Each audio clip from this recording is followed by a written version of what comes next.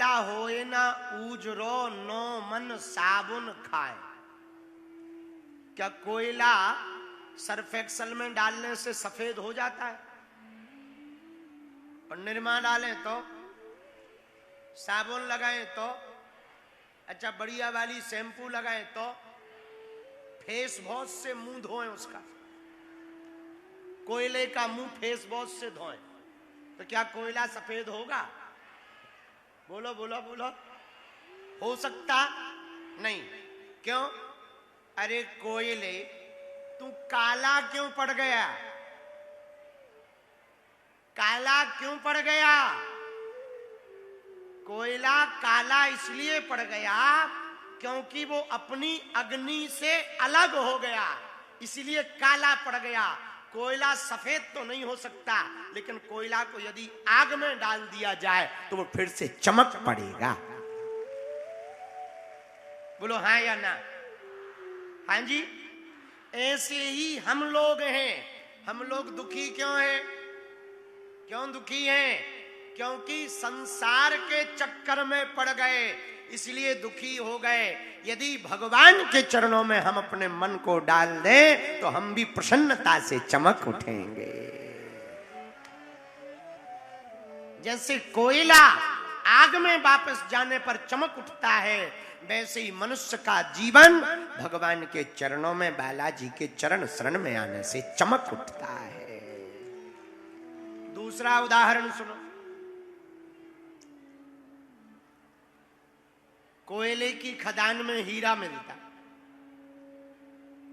कीचड़ में हीरा पड़ा हो तो कीमत कुछ भी नहीं होगी, पर कीचड़ धुल दिया जाए तो वही कोहिनूर, वही हीरा लाखों करोड़ों का हो जाएगा। बोलो हो जाएगा कि नहीं हो जाएगा? ऐसे ही अभी आप संसार रूपी, हम लोग संसार रूपी कीचड़ में पड़े हुए हैं, इसलिए कीमत 2 कौड़ी की है। इस संसार रूपी कीचड़ से निकलकर यदि परमात्मा के जल सागर में, आनंद के सागर में गोता लगाएं, कथा में बैठकर संतों के संग में गोता लगाएं, तो इस जीवन की कीमत भी करोड़ों हो जाएगी। इसको तीसरे उदाहरण से समझो। पूछो कैसे? जोर से पूछो। ऐसे समझो, दुकान पे मिठाई मिलती है, बोलो मिलती कि नहीं? पर दुकान पे जब हम मिठाई लेते 500 रुपया किलो तो प्रणाम करके लेते कि ऐसे ही ले लेते? ऐसे ही ले लेते। लेकिन वही 500 रुपया की मिठाई जब परमात्मा के चरणों से स्पर्श करके मिलती है तो माथे पर लगा करके उसको पाते हैं। कल तक जो मिठाई थी वो फिर प्रसाद बन जाता है। ऐसे ही जिंदगी है। आज जिंदगी साधारण है, यदि हम भगवान के चरणों में समर्पित हो जाएंगे तो जीवन असाधारण हो जाएगा और कीमत बढ़ जाएगी। बात समझ आ गई?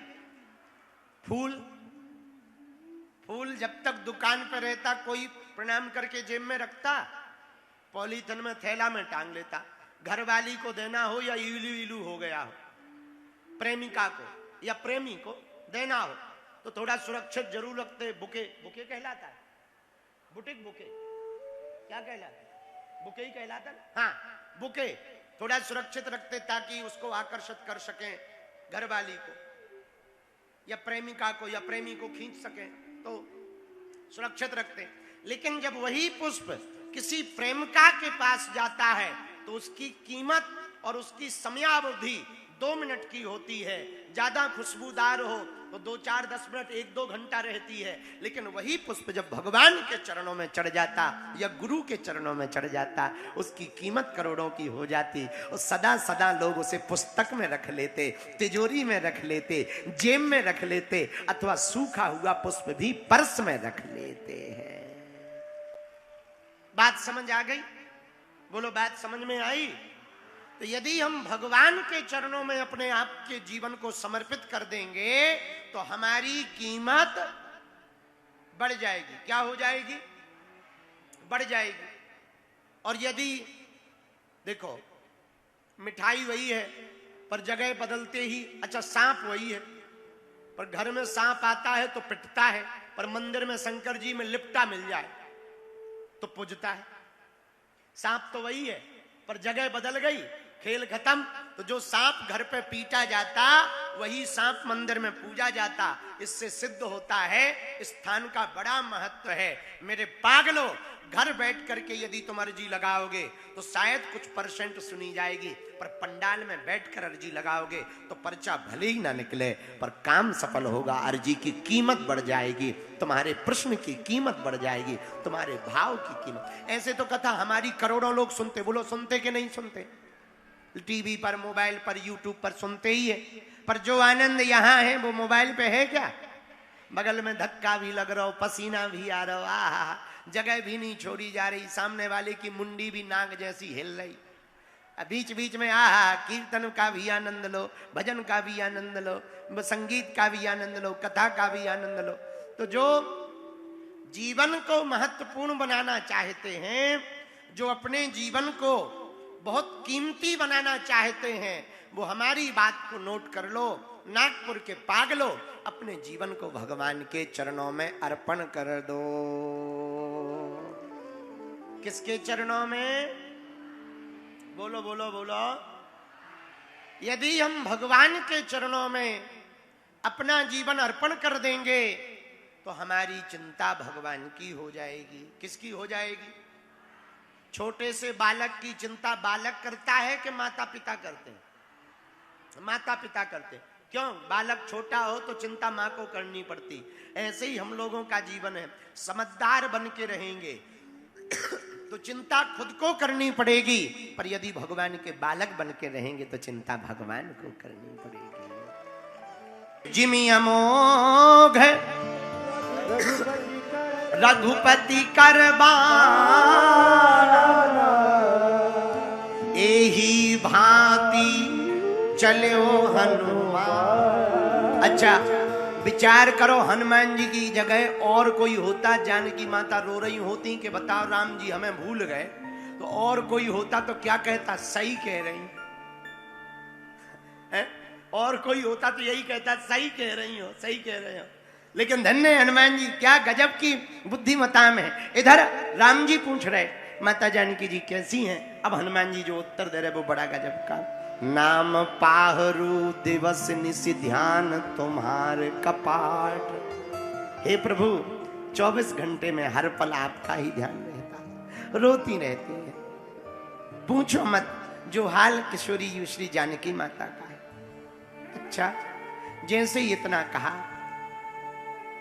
और क्या कहा जानकी माता ने, हनुमान जी की आंखों में आंसू आ गए, तुरंत लेट गए। जैसे जानकी माता ने कहा था वैसे ही पहले लेट गए, प्रणाम किया राम जी को, लक्ष्मण जी को, और फिर लेटने के बाद उठे, दोनों हाथ ऐसे किए, ऊपर की तरफ देखे और आंखों में आंसू बहा करके हनुमान जी बोले, ये हम प्रणाम नहीं कर रहे, जानकी माता ने कहा था ऐसे प्रणाम करना, हम जानकी माता की तरफ से प्रणाम कर रहे हैं। माता जानकी जी ने कहा, अनुज समेत गहम प्रभु चरना,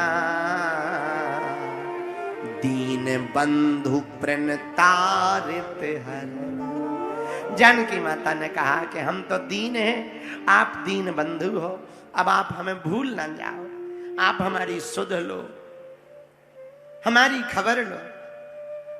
और राम जी बोले और क्या कहा? अब जो बात हनुमान जी ने कही उससे राम जी को भी रोना आ गया। हनुमान जी बोले, माँ ने कहा, मन क्रम बचन चरण अनुरागी, कहीं अपराध नाथ मोहे त्याग। हनुमान जी रोते हुए बोले, प्रभु, माता जानकी जी रोते हुए कह रही थी, कौन सा अपराध था हमारा जो हमको त्याग दिया, हमारा त्याग कर दिया, कौन सा अपराध था? और माता जानकी जी ने एक बात और कही। राम जी की आंखों में आंसू आए और हनुमान जी को गले लगा लिया और गले लगा कर बोले, क्या कहा? अवगुण एक मोर में जानकी माता ने कहा, हमने एक अपराध माना। कौन सा? बिछुरत प्राण न कीन पया। जब दूर हुए थे तब प्राण नहीं छोड़े। यदि प्राण छोड़ देते तो आज हमें रोना नहीं पड़ता। इतना जैसे ही कहा, राम जी की आंखों में आंसू आ गए। हनुमान जी को गले से लगाया और हनुमान जी बोले, सीता के अति विपत्ति विशाला, बिनहि कहे भल दीन दया। माता जानकी जी के पास बड़ी विशाल विपत्ति है। अब आप कृपा करो, उनकी विपत्ति को दूर कर दो, उन पर कृपा कर दो, उन पर कृपा कर दो। इतना कहते ही राम जी हनुमान जी को गले लगाकर कहते, हनुमान कपि से उरेने हम नाही, कपि से उरेने हम, तुम्हारे ऋण से उऋण नहीं हो सकते। तुम्हारा कर्जा हमारे ऊपर बहुत है। हनुमान तुमने सुध करवा दी, तुम चिंता ना करो। प्रति उपकार करो का तोरा, हम तुम्हारा उपकार नहीं दे सकते। सुन सुत तो ही उरन में नाही। हमने सुना तुम्हें माता जानकी जी ने अपना बेटा बना लिया। हनुमान जी बोले हाँ। राम जी बोले, उन्होंने जब अपना बेटा बना लिया तो आज से तुम भी हमारे बेटा हो गए। अब तक दूत थे, अब पूत हो गए हो, आज से तुम हमारे बेटा हो गए। जैसे ही प्रभु के मुख से सुत नाम सुना, बेटा सुना, हनुमान जी की आंखों से धर धर करके धारा बहने लगी। और हनुमान जी से राम जी बोले, कपि से उऋण हम नाही, हम तेरे कर्जा, तुम्हारे कर्जा से हनुमान जी उऋण नहीं हो सकते। जैसे ही इतना कहा, हनुमान जी चरणों में गिर गए। बोले, प्रभु ये हमारा कर्जा कुछ आप पे हो ही नहीं सकता है। हम करते हुए दिखाई जरूर पड़े, पर करवाया तो आपने ही है। आपकी ही कृपा से सब हुआ। बार बार प्रभु चाहे उठावा, प्रेम मगन ते उठबना बाबा।